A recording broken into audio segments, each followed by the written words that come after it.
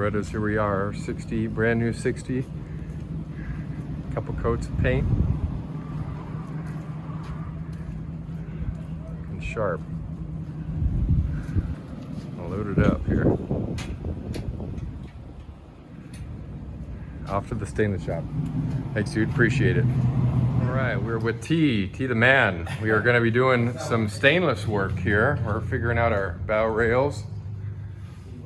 We're gonna do probably, it's come down to 4 stanchions. It was originally only gonna do 3, including the end piece, but it spread the bow too far apart. I'm worried about it bending. So we're gonna do 1, 2, 3, 4. We're gonna get the Venturi placed on here in a day or so and talk about the rail there, and also go over the rail here for the aft seat, which will integrate in with the backrest and the toe post. That boat over this small will be the one I want to send. Yeah. So we have the Venturi, fresh out of the package here. Love it. Very cool. Nice heavy duty. We are looking at the back seat here, just sizing up this thing and how this is going to look. And I have to consider where the bridle is going to end up going through here to connect up down to the bow. So that's a consideration needs to be made. We got our rod holders here. And then we're thinking about how this rail is supposed to look here. I've looked into doing straight over. I don't really like that. I think we're gonna do like an angled look. I was doing this and then having another kicker, and it just got busy. There's a lot going on. So here is our bow rail. Yeah. That's the plate, okay? Oh yeah, there's a plate. That's a mounting plate. Yeah, Perfect, I love it. That's gonna be strong. No, I think it's great. I can put 2 holes here, 3 holes here. Yeah, Round corner. Love it.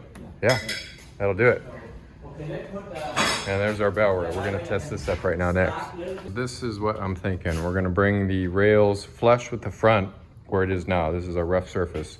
And this will have the reb rail on it. So it puts the rail just inside, or sorry, it puts the stainless rail just inside the rub rail. And then of course our stanchions will angle back in. But as we start to move aft, the rail starts to taper in and goes center gunnel. And then of course our stanchions, this is gonna end up being like a 24-inch radius, real gradual up to 4 inches tall. This stanchion will be in line with it. And as we start to taper out, our stanchions will start to move in just a little bit. As we move forward, they'll move in a little bit more to give it that raked look, as well as going aft. That's what I'm thinking. I think that'll look really nice. And it would be maybe nice to center it, but this is actually a great platform to get on and off the boat. So I actually plan on non-skidding this up here. I'm not gonna go like a colored, I'm just gonna keep it white, but it gives you a nice, good platform to step on when you're getting in and out of the boat. So I'll probably run that back to like maybe here and give it a nice little radius on the non-skid. Come on up, sweep around here with a waterway, back in, come around the water running line. Yeah, well, That's fine, I go. So I just realized I had a problem. We laid this out. It kind of looks like a truck roll bar. I'm not totally happy with how that looks. Yeah. But Can you just go right here? be really nice to kick this in a little bit. I think we're gonna try to do that.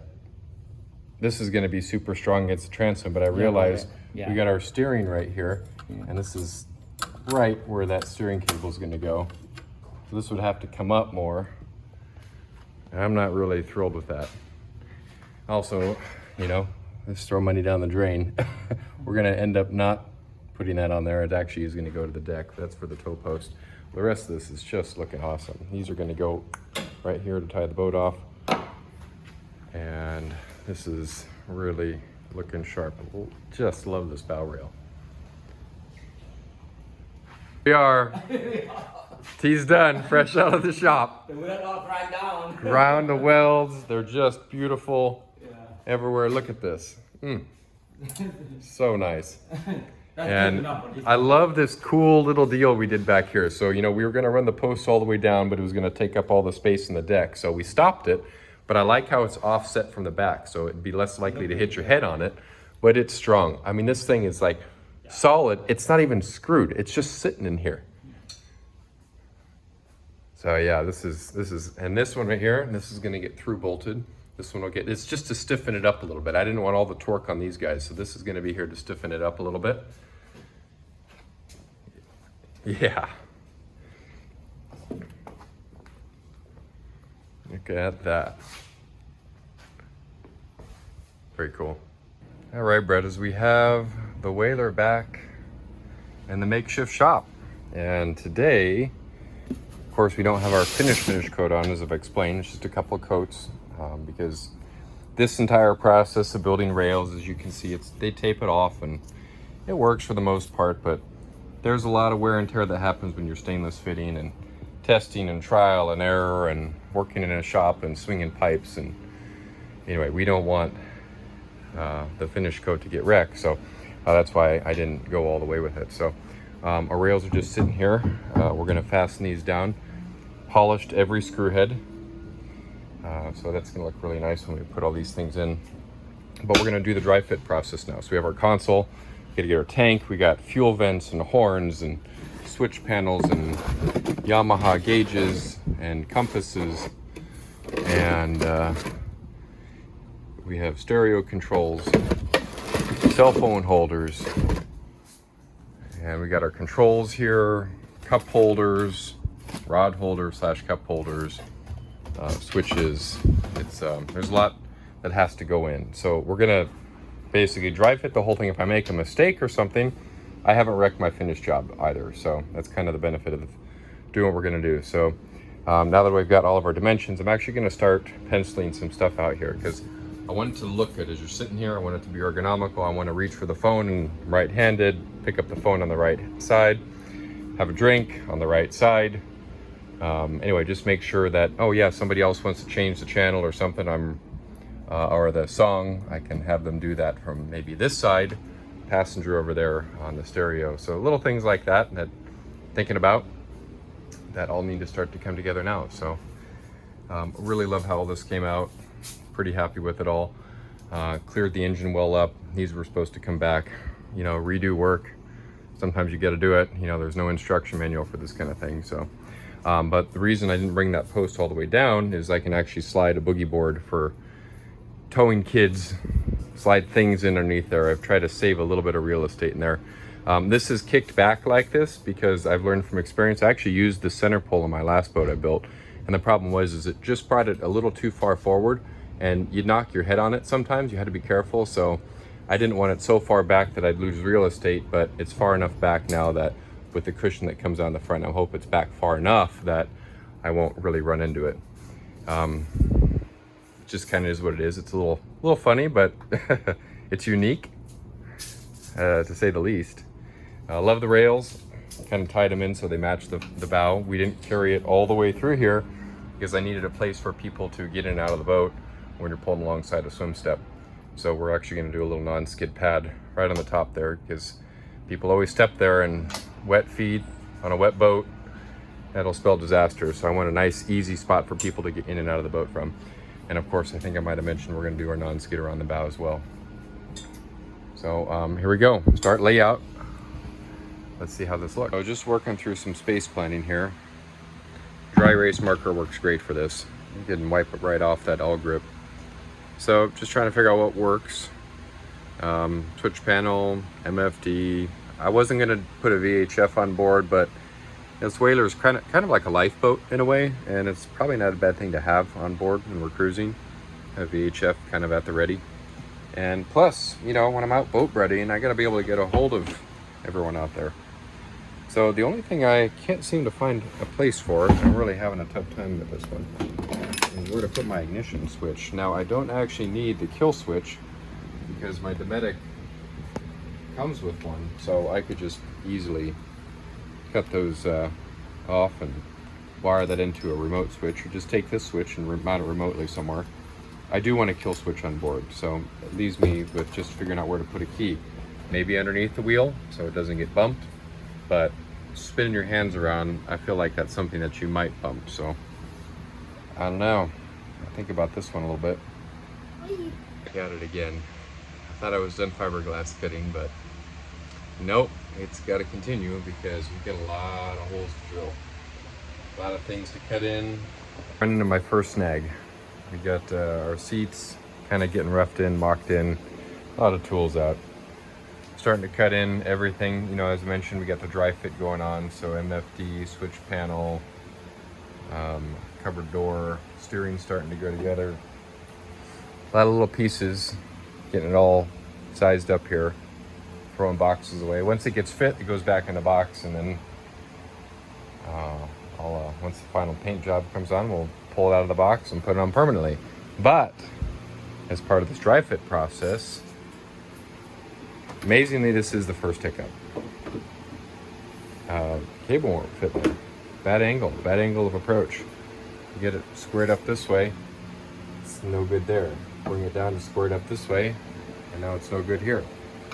So I'm kind of at a loss of what to do here, other than unbolt the entire engine, which of course is put together so nicely, embedded in, and done. And I don't want to have to screw around with that. I could do a remote bracket here, of course, but that's super hokey. And connect that to there directly. I don't want to do that. That looks terrible. That's what it's supposed to look like. Ugh. Anyway, you want to build a boat, huh? Okay, a little bit of ingenuity, and I was able to pull the hinge pin out in order to increase the angle of approach in here. So I was just able to get just enough that that goes in there, and now I'm going to pound that back in. Risky, it's only sitting on one pin. It's not actually sitting on that one at all. I got the engine sitting on that, and I've had the help of my lovely assistant, so thank you very much. All right, now to put the pin back, and hopefully that lines up right there. Got the whole thing put back together, but what's missing?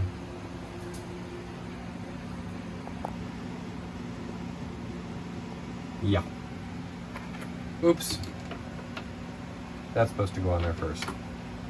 Guess what I need to do? Take the whole thing apart, do it all over again. Working on speakers, just getting this kind of started here, laid out. We've got the JL Audio sub, and I think, what are these, 6.5 inch or 7 inch? We were able to fit an 8-inch sub in here, which for this little space, this is gonna sound great. So we've gone through different renditions and renderings of what I want to do here on the console, and this is kind of what we've come up with. Yeah, so I'm just gonna start putting together. We're getting some of the railing temped in. That's moving along here. What would look really nice would be to, I think, have this on the outboard side just a little bit more. However, I got to remain practical a little bit. You know, looks are great, but you got to have some practicality, and I definitely want, particularly at the bow, I want the rub rail to be the furthest point out. And I know it's okay to have the rails in on your tow rail on the side a little bit, but on the bow, it would look pretty nice if they carried further than the bow of the boat. But in the event that that bumps somebody, I don't want to hit in this thing. So anyway, lots of pieces here, and yeah, let's get cutting. All right, Brett, as we were making progress, I got vents going in, dry fitting. I am really glad I'm dry fitting everything before finished paint, because this one got away from me a little bit. You see the little scratches there on the side. The blades gummed up with that foam in the Kuza, and anyway, off it went. But the console's coming out really good. We got our JL control, our Yamaha gauges, the wheel, of course, VHF, mic will go there, and then starter. I pulled the starter off of that, and it fits there perfectly. So MFD, of course, switch panel. I just finished building this compass base. A little teak, a little flare, a little color to make things pop a little bit. That's gonna look really nice. And I'm just contemplating where to put these cup holders.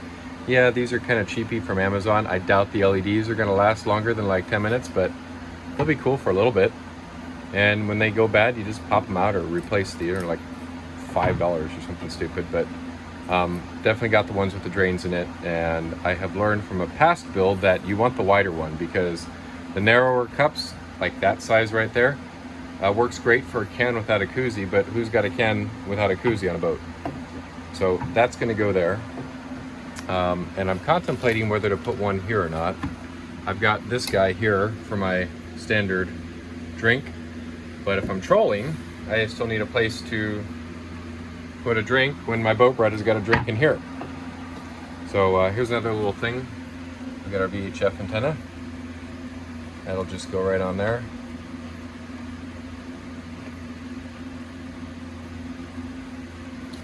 So that's cool. Oh yeah, you're like, oh, that's gonna do a lot of good out. See, look, I'm not trying to like communicate to people across the ocean.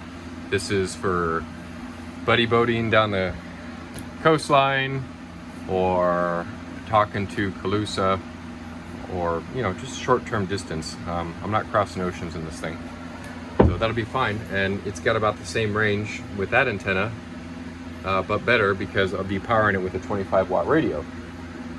So I'm hoping that'll be just fine. I will have the cell phone holder in front of it, and so you won't even really notice it, I hope, too much. So now the big question is, do I do 2 cup holders or 1? I don't want to get too crowded, So in addition to this, I've got a couple of additional vents, one on the port side, one on the starboard over here, and that's another project right down there, the bilge pump. We'll get to that later. And yeah, so things are moving right along here. That's going to be my next project. I got to tackle this. I think I'm finally done drilling holes in the console. One thing I definitely decided not to do, I was going to put a horn switch in here and a little Marine Co horn, but the problem is right up here. This is about the level the cushions come to, 3 inches from the top of the plywood, and the Marine Co horn was about probably 4 inches, which means half of the horn would be in the cushion, and every time you hose the boat down or the spray, it's going to end up right in the middle of the horn versus trying to drain off, because that's going to happen. The water will hit the cushion and run off, which is the whole reason I ended up doing this channel down here, and the water would eventually drain out there. So I didn't need it flooding the horn, so either I find a smaller horn or I just forget the horn. But the horn's kind of fun. As you're approaching a boat, it's kind of fun to give a honk. Just got a flagpole, a little more teak on board. Check your grain on these things. This is the second one I bought. The first one must have had 4 knots in it. It was like made out of like an old pallet or something. So anyway, it went back, and it's still not the best quality. So sustainable, but who cares? Just be a nice piece of wood. Anyway, the next step is I've got 1 screw down in each of these rails. So before I take these out, I'm going to mark all these, because you can't get a drill through this right now. So I'll go ahead and mark all the ones that I haven't fastened in here. This one obviously I could. And then I'm going to pop the rail off, and I should be done with that. This is done here. I've just got the Venturi temped in here with a couple of drywall screws just to hold it. And things are moving along. Tomorrow we're going to go ahead and cut this down to size and West Systems, the whole thing. All the seats are going to get West Systems. You may say, why are we using plywood and not Kusa? There is an actual reason for that. I have plenty of 3/4 inch Kusa, 1/2 inch Kusa, you name it. I got Kusa coming out of my ears. The reason I'm using plywood is, one, the cushions aren't going to last forever, but they will definitely outlast the plywood. So by the time the cushions need to be replaced, I can either decide to replace the plywood at that time and use the templates I have, or reuse it, and I'm pretty sure it's going to be fine. But the main reason I'm using it is you cannot staple into the end of Kusa. It's just foam, and it won't hold a staple. And these are all going to get stapled. This is going to have an edge piece around it, the way I see this going together, and they're going to end up adding the Manel or stainless staples, and it needs something to bite into. And the marine plywood will do that as compared to the Kusa. So yeah, it's just foam. It's dense, but it's not that dense. I mean, I just took a chunk out with my finger. So the whole thing is built out of Kusa with the exception of the seats and the cushions. So I don't have a problem with that. So we got a flagpole holder that's gonna go in here. And I don't know if I showed you guys these. I ended up adding cleats on the back of the seat because I needed something more substantial than just self-tapping screws or wood screws into the Whaler fiberglass. Coming together though. Regarding this cleat, I'll show you in a second, but just kind of as a general update on where we're at with it. The console is basically cut. We got everything pretty much put in where we want it. We got our cup holders in, our antenna, our cell phone holder.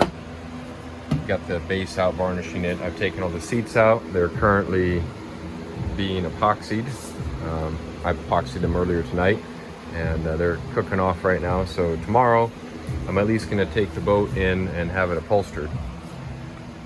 Got to get this fuel tank fit in here a little bit better. I need to put a courtesy light in the front, and I'm kind of out of room here. So I've got a little space in the back side here. I'm gonna have to trim my waterway at the bottom here. I got enough room to do that, so I'm gonna just buzz that edge with the multi-tool and get that thing to sit underneath there, slide the tank aft. I'll have enough room for courtesy light in the bow. And then I gotta build some cleats in here. So, you know, in the big scheme here, I probably need a few more days before I'm ready to actually bring it back to paint. So here's my issue.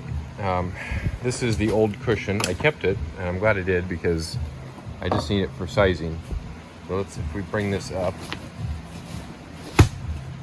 it's a pretty thin cushion, but in the reality of sitting on the bow when you're running, it's not going to happen. Nobody ever sits on the bow of a Whaler when you're doing more than just harbor cruising. So harbor cruising, I think this thickness is probably good. I want a little reveal here, another inch on here, and it's not going to be flush with our deck. So I actually like this cushion size, but the problem is these Whalers didn't actually have a cleat on them. They just had an eye, and it was like down here, and you couldn't get to it. And of course, I moved it down further because it was in that horrible spot, if you recall, from early on. So we're back working on the Whaler again. It's late, as usual. Long day working at the office, followed by a long day working on boats. We got kind of something funny going on here. I'm not really liking it, and I mean, it kind of sucks. I'm really at the final stages of wanting to send this thing back to paint on Friday, tomorrow. One more day, no, day after tomorrow. I'm ready to probably start painting this thing, and I'm trying to lay this cleat out, and I'm not exactly liking it. Let me show you what I got going. I want a cleat up where you can actually access it. I found this nice cleat. It's pretty generic, but it has the perfect curve to it, which matches the bow, and it'll look a lot like a traditional Whaler.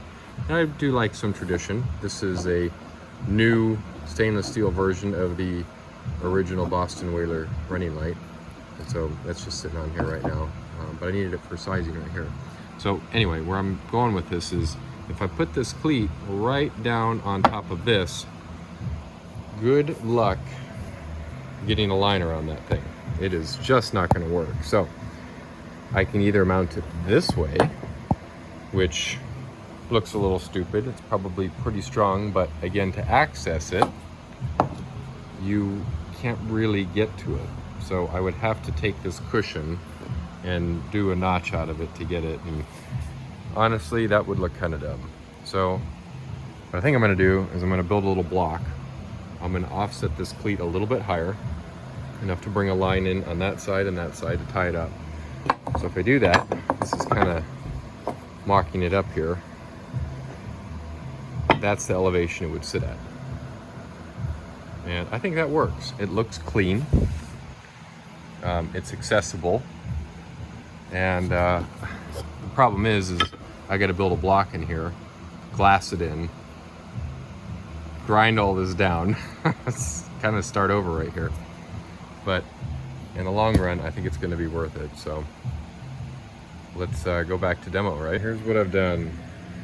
Shaped a 7/8 inch teak block, of course, ground everything down to a nice substrate around it. And I've used some colloidal West Systems and gushed it down in there tight. So once that cooks off, I'll do a little grinding, a little fairing, and probably just lay a little piece of glass over the top of it. Not vinyl ester, but I'll probably just use a little piece of wetted West Systems, and just to kind of seal it up and make it one piece. But I think it's going to work really nice. I'm going to fair these little caps down into it right here and right here, and we'll fair the deck across the top.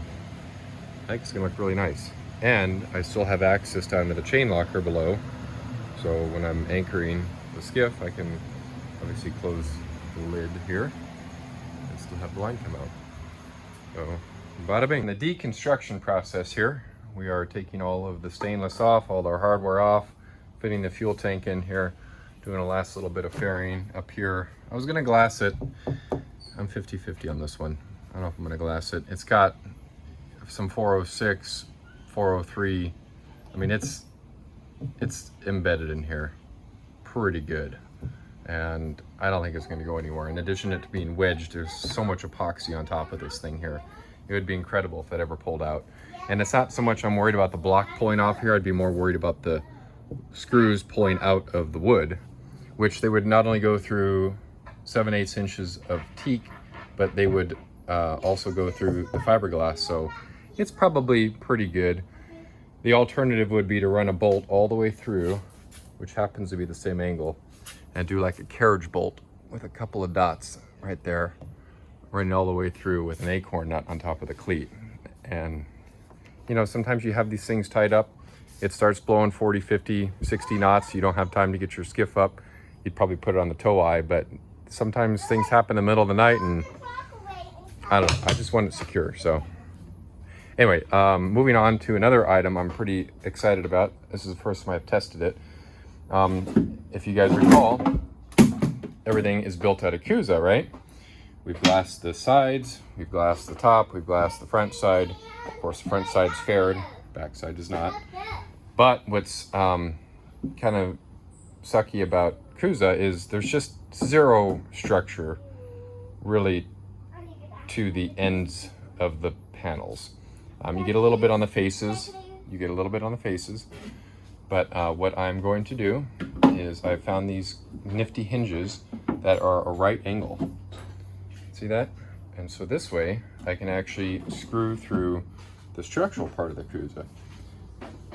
That also has mat and a layer of 1708 on it. So this should actually be pretty strong now, and they're 3/4 inch overhang. And look at that, they are gonna line up just perfectly on that pivot point right there. And then of course these will have countersunk screws on here that will go into the bottom of the seat, and that will hold our forward seat up. And we'll do the same thing on the back one here. We have this spacer here on this one, so I'm just gonna take one of those and we'll cut it down the middle, and we'll do one on each side. So yeah, pretty nice. It's really heavy duty. It's a lot nicer than I was actually expecting. So I think in order to yacht it out a little bit, I'm gonna take this edge and I'm gonna buff it, polish that up so it's nice and shiny. My favorite part of the entire process is color selection. So I'm here having to pick what color vinyl I want for the boat. We're gonna have beige decks, the boat's off-white. So do I go beige cushions, or is that now too much beige? Do I go off-white on the cushions, or is that now too much off-white? Will the beige get too warm and you'll burn your ass? So I am just freehanding it here. Tracing out the hinges, and then countersinking them to the first dimension and then to the second dimension. Those will sit in there nice and flush, and they won't be a toe stubber when you get on the boat here, because nice and flat. Love it. So I'm currently in the process of putting in the white tubing into this taco rub rail. It comes with black, but in my opinion it was looking too much like a bicycle tire strapped around the edge of the boat. So I think this has a nice little detail, breaks it up a little bit. Well, it's actually a lot easier to put in than I thought. You just kind of feed it along and push it in. And it's slow going. It'd be tough on my thumb, but it's going easier than I expected. It's gonna look really nice. This kind of gives you an idea what it would look like with the black in there versus the white in there. Just took a minute. DOA, baby. Already won. That's great. Look at that key situation too, huh? Let's try it again. Wow, this sounds good. Hey, we're here, christening day. About to see if it floats. Well, it's been a great first sea trial. We're at Santa Rosa Island. Not only does she look pretty, sink rides like a dream. There is one thing I gotta do, and that is probably add some of those spring-loaded trim tabs because it has a tendency to do like kind of hobby horse a little bit. Okay, Brettas, this is what we got. A nearly finished product. Tonight I'm gonna do the last steps. I gotta countersink some holes for hinges here and a latch. Mount the wheel permanently, tighten up some bolts. I just got done putting on the boot top. Followed the shear line on up, right above the upper chine. Look at the shear line of that boat, isn't that cool? I mean, that's how a boat should be shaped. Traditionally, it's more blue water capable. You know, you want a bow that goes up with a lot of flare. And let me tell you, in a little boat, that's really important because I've been in little boats where they're level or they go down. And let me tell you, that water likes to come right over the bow of little boats. So a little more freeboard up forward is really what I wanted. Got our cushions in. That was a redo. I just received that back today. It was an inch taller and I didn't really have any bulwark reveal around there. And on top of that, it butted up against the cleat. So I couldn't even tie a line off. And I wasn't about to put this thing to waste. You know what kind of effort went into that. But everything, I've got my cover up there, works great. We've got our fuel. We've got our battery, which is, this is a wheel I'm trying out. Kind of neat. I think it had a nice little flare. The one thing I don't like about it is that it doesn't have the knob. I like the suicide knob, personally. That's all tucked under there nicely. I need to make a cover for this. Some striping tape. Cover that up. So it will not only have a lead coming in from this channel, but with this cover I'm gonna put up on little feet. And it will be hinged, so if you gotta get in here and, you know, this is gonna come out on a weekend basis and just leave this out always. But I want this thing raised up maybe 1/2 inch so you can step on it, but water can actually enter underneath it wherever. That's the plan for that. I'm actually using the cup holder for the first time. Testing it all out. It all works really good. Oh, check this out. So, you know, I wasn't exactly happy with the fact that how this control ended up going together. If you recall, I was a little frustrated with that whole process and how it barely clears going forward, but it does. You're not putting your hands on top, but you know, when you run the boat at that speed, you're not hanging on up here anyway. Any real boater knows you're going fast like that, you're usually mounted somewhere like this and you're bracing yourself and controlling your throttle at the same time. So the fact that at wide open throttle, I don't have clearance on top doesn't bother me. But look at how well this worked out for the reverse.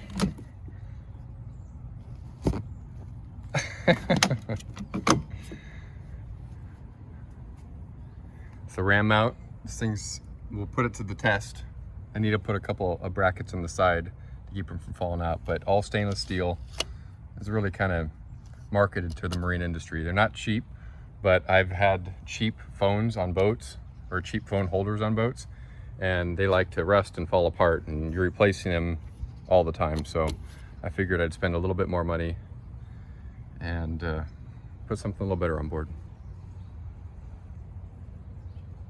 So one thing I haven't really gotten into is how that doesn't actually connect to anything. I started the lifting eye process last night and my calculations were off by about 1/4 of an inch. And the bottom bolt of that doesn't reach all the way through. I'll show you here shortly. Oops.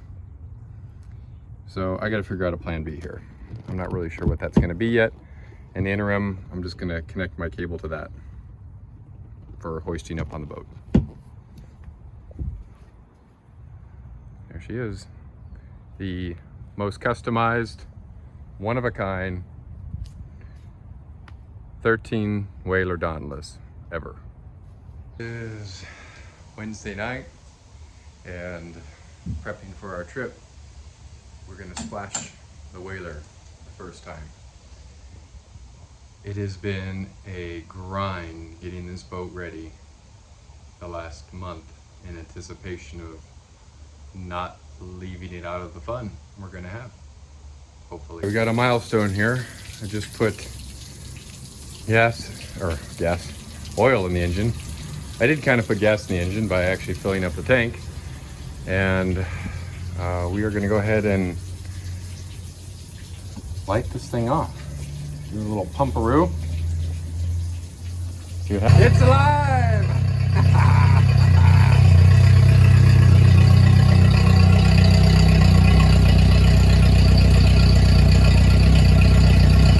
Come on, baby, pump some water.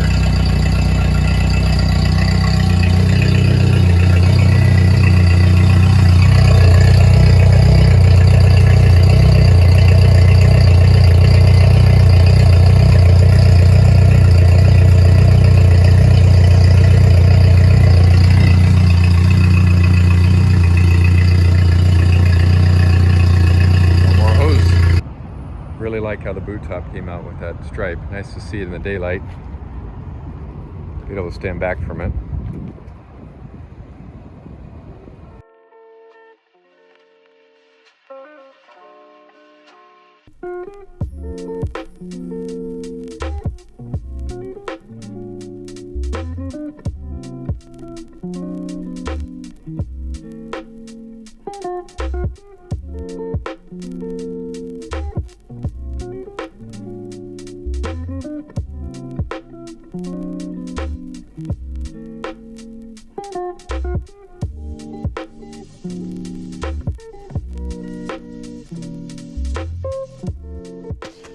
I hope you liked the series, and I'm sorry that there's not enough photos here of the completed product at the end, but I think what I'll do is I'll take some more pictures and videos of the whaler running at a later date and share those next.